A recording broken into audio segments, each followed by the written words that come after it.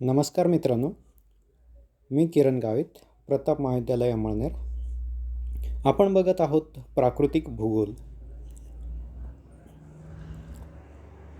या भागात आपण बघणार आहोत नदीचे कार्य. मित्रांनो, आपण नदी पाहिलेली आहेत. तर ही नदी कोणकोणते कार्य करत असेल तर सर्वप्रथम खनन, वहन आणि संचयन अशी प्रामुख्याने 3 प्रकारची कार्य ही नदी करत असते. तर ती कशी ही नदी कार्य करते ते आपण समजून घेण्याचा प्रयत्न करूया. या ठिकाणी नदी ही आपण कार्य करत असताना पाहिलेली आहेत. ज्या ठिकाणी नदी वळण घेते त्या ठिकाणी एक बाजू ही जास्त विदारित झालेली दिसून येते आणि दुसरा भाग हा कमी झालेला दिसतो. तर अशा प्रकारची भूदृश्ये आपल्याला जमिनीवरती दिसून येतात. तर या ठिकाणी नदीचे प्रामुख्याने जे कार्य आहेत ते कार्य समजून घेण्याचा प्रयत्न करूया. तर पावसाचे जमिनीवर पडलेले पाणी हे अनेक मार्गांनी विभागले जाते. जसे की घरावर पडलेलं पाणी किंवा रस्त्यावर पडलेलं पाणी किंवा इतरत्र पडलेलं पाणी हे वेगवेगळ्या मार्गाने वाहून जाते. तर पाण्याचा काही भाग हा जमिनीत मुरतो, काही भागाचे बाष्पीभवन होते, तर काही पाणी भूपृष्ठावरून उताराच्या दिशेने वाहत जाते. तर उगमापासून तर मुखापर्यंत किंवा दुसऱ्या एखाद्या जलाशयाच्या संगमापर्यंत सातत्याने वाहत जाणाऱ्या जलप्रवाहाला नदी असे आपण म्हणत असतो. तर भूपृष्ठाची झीज घडवून आणणाऱ्या घटकात वाहते पाणी किंवा नद्या हा एक महत्त्वपूर्ण घटक आहेत. प्रत्येक नदी खनन, वहन व संचयन असे 3 प्रकारचे कार्य करते. नदीचे खनन कार्य. नदीचे खनन कार्य म्हणजे काय ते समजून घेण्याचा प्रयत्न करूया.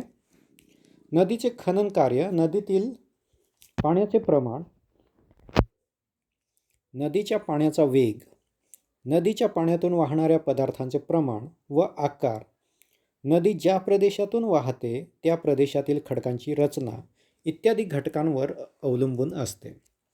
नदीचे पाणी 4 प्रकारचे खनन कार्य करते. पहिली प्रक्रिया आहे द्राविक क्रिया. द्राविक क्रियेमुळे नदीचे पाणी वाहताना काठावर आदळते, त्यामुळे काठावरील खडक फुटतात व तेथील भाग हा खरवडला जाऊन त्या खडकाची झीज घडवून आणली जाते. त्या क्रियेला द्राविक क्रिया असे म्हणतात. दुसरा आहे अपघर्षण. अपघर्षण क्रियेत नदीच्या पात्रातील दगड, गोटे नदीच्या काठाला व तळाला घासून खरवडण्याचे कार्य करतात.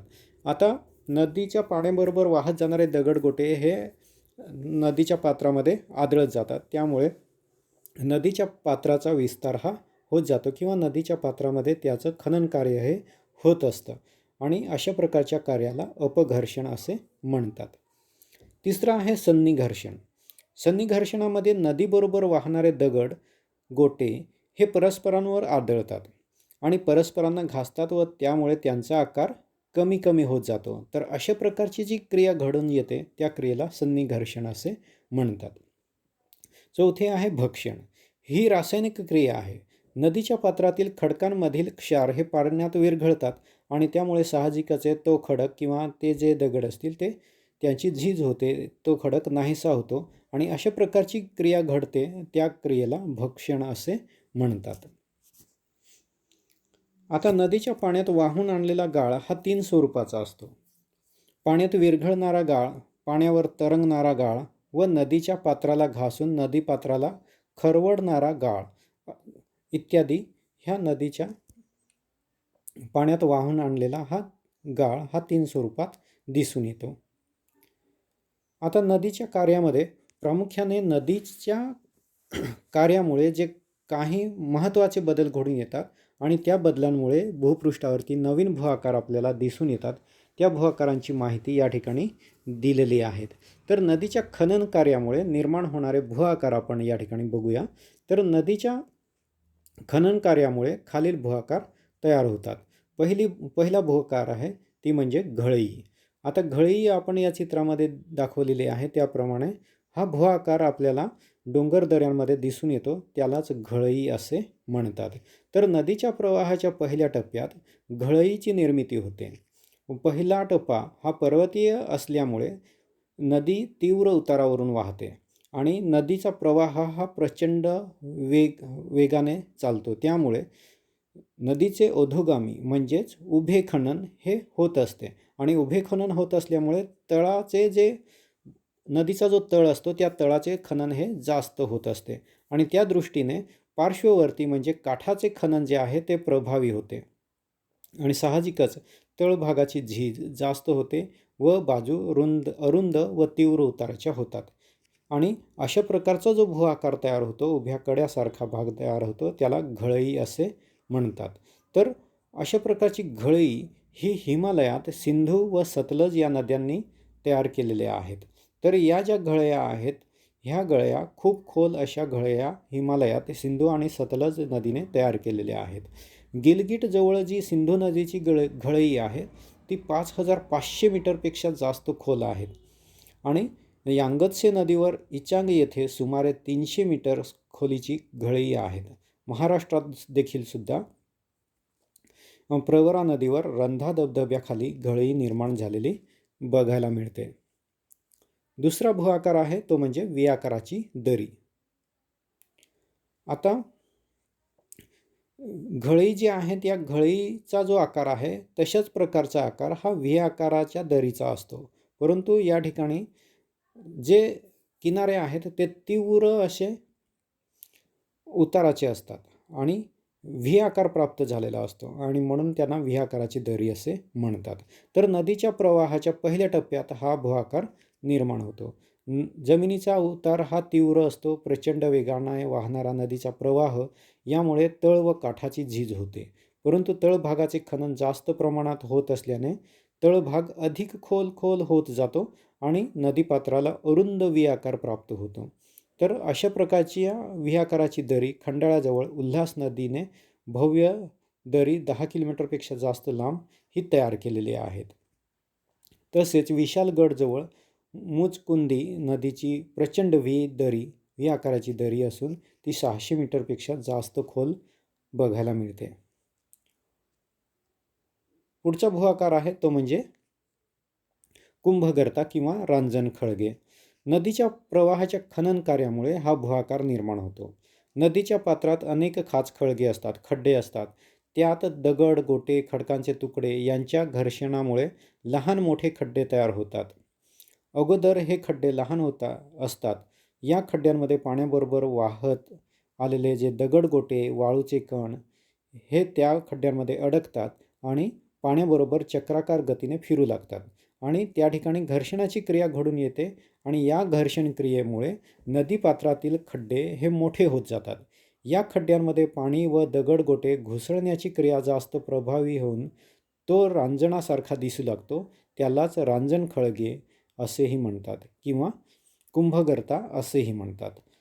उदाहरण या ठिकाणी दिलेलं आहे बघा की पुण्याजवळील विठ्ठलवाडी येथे मुठा नदीच्या पात्रात नाशिकजवळ गोदावरी पात्रात असे खळगे आपल्याला बघायला मिळतात. पुढचा भू आकार आहे तो म्हणजे धावत्या.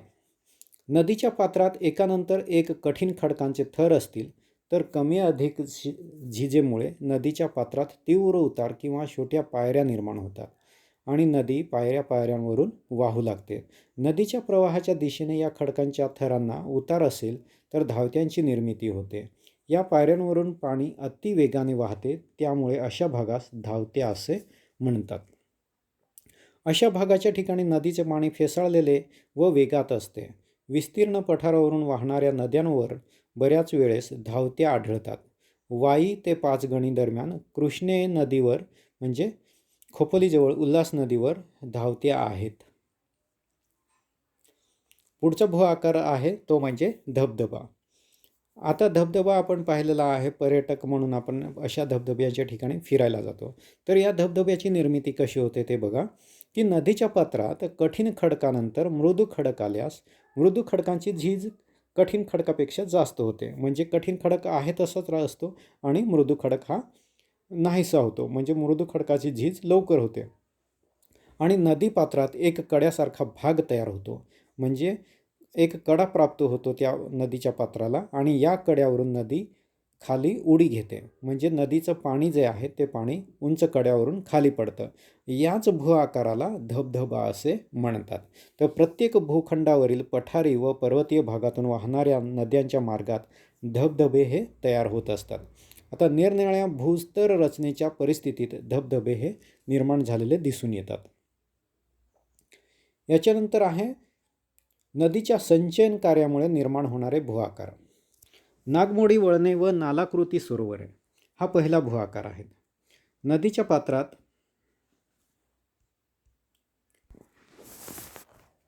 नागमोडी वळणे व नालाकृती सरोवरे. नदीच्या तिसऱ्या टप्प्यात उतार मंद असल्याने व नदीपात्रात रुंद असल्याने प्रवाह अत्यंत संथ वाहतो. शिवाय बरोबर वाहून आणलेल्या गाळाला पुढे वाहून नेण्यात शक्ती खर्च होते. त्यामुळे नदीचे संचयन कार्य सुरू होते. नदीच्या मार्गात अडथळा आल्यास त्याची झीज न करता त्याला वळसा घालून नदी प्रवाह वाहतो. त्यामुळे नदीला वळण प्राप्त होते. नदीच्या काठाच्या खननामुळे वळणे तयार होतात. कालांतराने ही वळणे अधिक तीव्र होतात. शेवटी पुराच्या वेळी नदी नागमोडी प्रवाहाने न वाहता सरळ मार्गाने वाहू लागते व नदीचा वक्राकार भाग तुटून मुख्य प्रवाहापासून अलग होतो. त्याचा आकार अर्धचंद्राकृती किंवा कुंडल कासारासारखा दिसतो, म्हणून त्यास चंद्राकृती सरोवर किंवा कुंडल कासार असेही म्हणतात. कालांतराने या सरोवरातील पाणी आटून तेथे दलदलीचा प्रदेश तयार होतो. उदाहरणार्थ गंगा, यांगत्से, नाईल इत्यादी नद्यांच्या पात्रात नागमोडी वळणे व नालाकृती सरोवरे निर्माण झाली आहेत. पुढचा आहे पूर मैदाने व पूरतट. नदी प्रवाहाच्या खालच्या टप्प्यात या भू आकाराची निर्मिती होते. नदी प्रवाह अत्यंत संथ गतीने वाहतो. गाळाचे संचयन नदीपात्रात वाहत जाऊन नदी ही उथळ बनते. गाळाचे संचयन होत असल्यामुळे नदीला असंख्य उपनद्या येऊन मिळतात. त्या गाळांचे व पाण्याचे प्रमाण वाढते. त्यामुळे पात्र उथळ झाल्याने पुराच्या वेळी कालांतराने ओसरते. पुराच्या पाण्याबरोबर वाहून आणलेले जड पदार्थ नदीच्या पात्रात किंवा काठावर साचतात व बारीक पदार्थ रेती, माती काठापासून दूर सभोवतालच्या प्रदेशात जमा होतात. इतर भागाच्या मानाने नदीकाठावर गाळाचे संचयन अधिक होते. दरवर्षी गाळाचे संचयन होऊन नदीच्या काठावर गाळाचे संचयन वाढत जाते. दरवर्षी गाळाचे संचयन होऊन नदीच्या काठावर बांध तयार होतो आणि त्यांना नैसर्गिक बांध किंवा पूरतट असे म्हणतात. धुळे जिल्ह्यात तापी नदीच्या काठी असलेले पूरतट निर्माण झाले आहेत. पुराच्या वेळी पाण्याच्या आघातामुळे पूरतट फुटतात व सभोवतालच्या प्रदेशात पाणी पसरून प्राणहानी व वित्तहानी होत असते. हो हँग हो नदीच्या बाबतीत हे वारंवार घडत असते.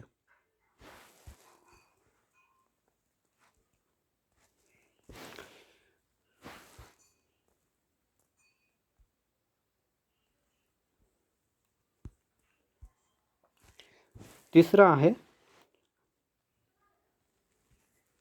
त्रिभुज प्रदेश. त्रिभुज प्रदेश म्हणजेच नदी ज्या ठिकाणी समुद्राला किंवा जलाशयाला जाऊन मिळते त्या ठिकाणी हा भाग तयार होतो. तर हा भाग तयार होण्यासाठी खालील काही गोष्टी ज्या आहेत त्या असायला पाहिजेत. म्हणजेच काय, त्रिभुज प्रदेश निर्मितीसाठी एक अनुकूल परिस्थिती ही निर्माण व्हावी लागते. त्यात नदी प्रवाहात गाळाचे प्रमाण भरपूर असायला हवेत, म्हणजे गाळाचं प्रमाण जास्त असलं पाहिजे. आणि नदीचा शेवटचा टप्पा विस्तृत व हा मंद उताराचा असावा, म्हणजे त्या ठिकाणी तीव्र उतार असायला नको, म्हणजे संथपणे नदी ही वाहत असायला पाहिजेत. आणि नदीच्या मुखाजवळ समुद्रात भरती ओहोटीचे प्रमाण कमी असावे, जेणेकरून त्या नदीत गाळ असतो त्या गाळाला जास्त धोका निर्माण होणार नाहीत, म्हणजे गाळाचं संचयन हे नीट होईल. अशा परिस्थितीमध्ये हा त्रिभुज प्रदेश निर्माण होऊ शकतो. नदीच्या प्रवाहमार्गात मोठी सरोवरे नसावीत. आणि शेवटचा आहे नदी प्रवाहाची लांबी ही जास्त नसावी. आणि नदी प्रवाहाची लांबी ही जास्त असावी, जेणेकरून जो गाळ आहे तो गाळ जास्त मोठ्या प्रमाणावरती येईल आणि त्या गाळाचा संचय नदीच्या मुखाशी होईल. तर अशा प्रकारे आत्ता आपण नदीचं कार्य पाहिलं. पुढील भागात आपण इतर घटक बघूया. इथं आपण थांबूया. धन्यवाद.